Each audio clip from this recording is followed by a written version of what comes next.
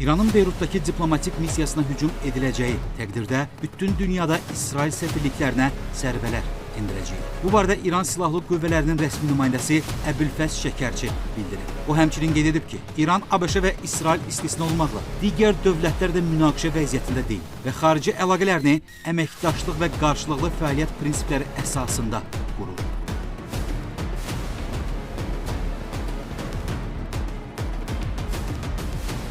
Bu arada ABŞ-nin sualtı qayığı Şri Lanka sahillərində İran hərbi gəmisinə hücum edib. Sky News-un məlumatına görə Hind okeanında gəmiyə endirilən zərbə nəticəsində ən azı 80 nəfər həlak olub. Şri Lankanın Xarici İşlər Nazirliyinin açıqlamasına əsasən insident zamanı 32 nəfər xilas edilib. Onlar xəstəxanalara çatdırılıb. Bundan əlavə çox sayda insanın itkin düşdüyü və gəminin batdığı qeyd olunub.